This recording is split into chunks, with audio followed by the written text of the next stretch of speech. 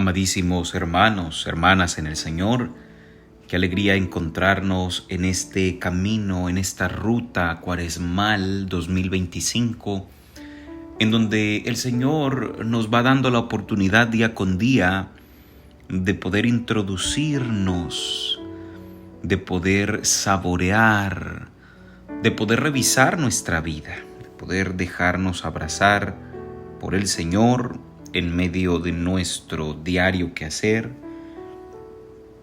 en medio de nuestra cotidianidad, dejarnos abrazar por su presencia y por su paz.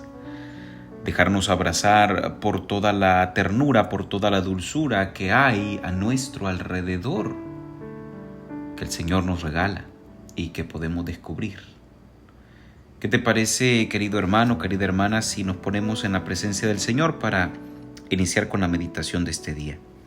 En el nombre del Padre, del Hijo y del Espíritu Santo. Amén. Seguimos caminando en esta ruta cuaresmal y ya estamos arrancando concretamente, hemos arrancado el día de ayer la primera semana de Cuaresma. Los días anteriores eran días previos a iniciar ya, concretamente eran los días de ceniza, con lo que arrancamos la Cuaresma, pero ya esta es la primera semana de Cuaresma. Y hoy quisiera, a partir de un relato evangélico, que pudiéramos hacer una pequeña meditación, una pequeña introspección en nuestra vida, en nuestro corazón. ¿Recuerdas que hay un momento concreto, y lo hemos venido revisando en estos días atrás, cuando van a prehender a Jesús allá en el Getsemaní? Y va la guardia del Sanedrín, van los soldados y por ahí están queriendo ya aprehender a Jesús. Hay como dos nombres que Juan hace resonar en el Evangelio. Está Pedro y está Malco. Los evangelistas, al menos los sinópticos, no dicen el nombre de quién fue el que le cortó la oreja al siervo del sumo sacerdote. No saben, no lo dicen. No sabemos si lo saben, pero al menos no lo dicen.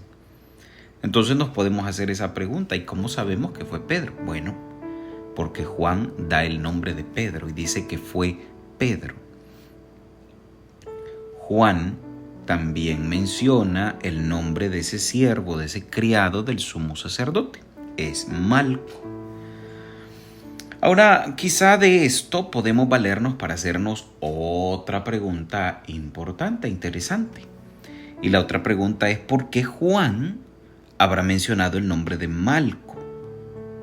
¿Por qué se le haría importante?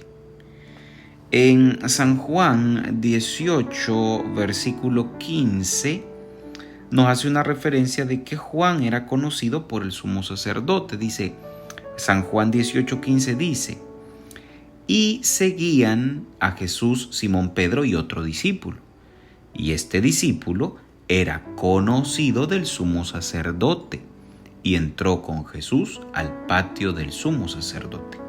Entonces, era conocido del sumo sacerdote. Eso significa que probablemente era conocido por el siervo del sumo sacerdote. Es decir, si lo conoce al patrón, seguramente conoce al trabajador, al empleado, al que estaba con él.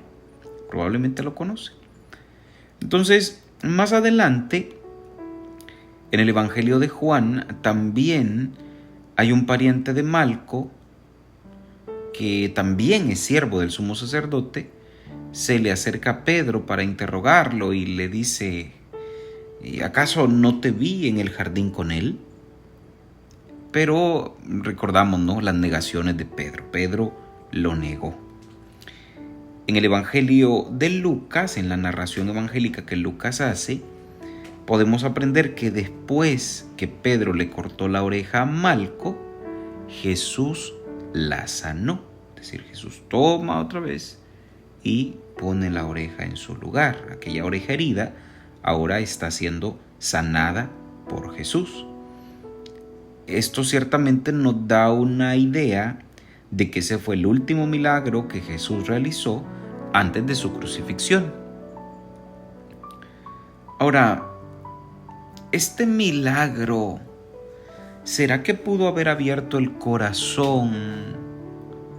¿Será que pudo haber abierto los oídos de Malco para escuchar la voz del Señor? Nos vamos a quedar un poco con la interrogante, ¿verdad? Con la duda, con la inquietud, porque los evangelistas no nos narran nada al respecto a posterior de este momento, no nos narran nada. Ya no se le vuelve a mencionar en las Escrituras.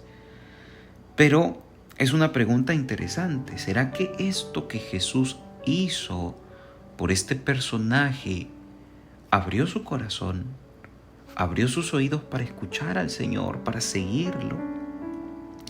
Escuchamos el versículo 10 del capítulo 18 según San Juan.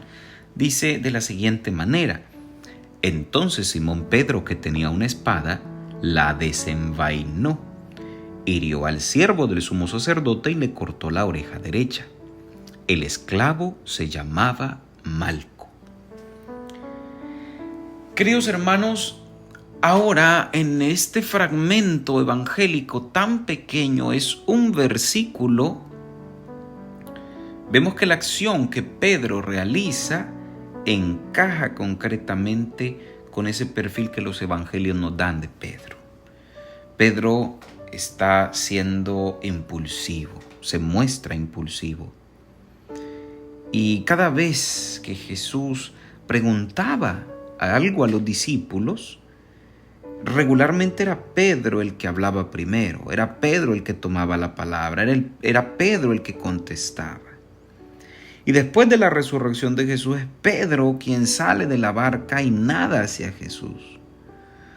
Entonces aquí esto nos invita a hacer una revisión bien bonita, porque ¿será que mi perfil como cristiano es más que una simple aceptación intelectual de algunas doctrinas? ¿Será que eso no es algo solamente abstracto que está ahí como en el intelecto que está dando vueltas? ¿O será que es una relación con una persona divina que es real, con una persona que vive, que es amorosa, es decir, con Jesucristo?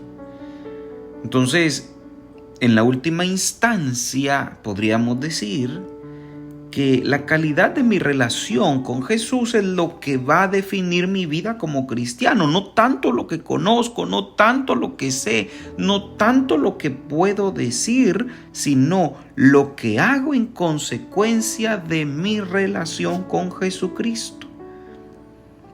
Esa relación ciertamente, ¿verdad?, va involucrando ese amor. Entonces, la característica distintiva de un cristiano es: amo a Jesucristo, y en consecuencia, como amo a Jesucristo, amo a mi prójimo, amo a mis hermanos, actúo en esa línea concreta. Entonces, claro, después de la resurrección, cuando Jesús aparta a Pedro, no le pregunta: ¿crees en mí? Le pregunta más bien: ¿me amas? Simón, hijo de Juan, ¿me amas? Y le repite 3 veces esta pregunta: ¿me amas? ¿Me quieres? ¿Me amas? Entonces quizá hoy, queridos hermanos, en este día de nuestro itinerario cuaresmal, valdría la pena que nosotros nos tomemos un tiempo a solas, que escuchemos a Jesús dirigirse a nosotros por nuestro propio nombre, que se dirige a mí por mi propio nombre y me hace esa pregunta. Hoy haz ese ejercicio, tal vez antes de ir a dormirte, pon en tu mente, visualiza tal vez al Señor preguntándote, diciéndote: Santiago, ¿me amas? María, ¿me amas? Roberto, ¿me amas? Catalina, ¿me amas?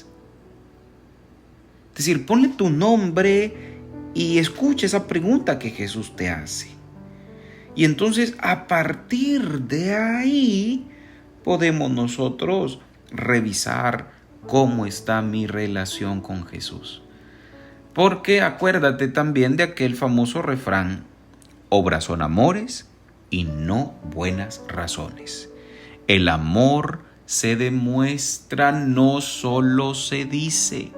Podemos decir muchas cosas bonitas. Muy pocas cosas bonitas hacemos quizá muchas veces por quienes decimos que amamos. Entonces, adelante queridos hermanos, sigamos en esta ruta cuaresmal, sigamos dejándonos abrazar por el Señor, sigamos dejando que Él conduzca nuestra vida y dejémonos abrazar por ese amor que el Señor tiene por nosotros. Hagamos nuestra oración para concluir esta meditación de nuestro itinerario cuaresmal de este día.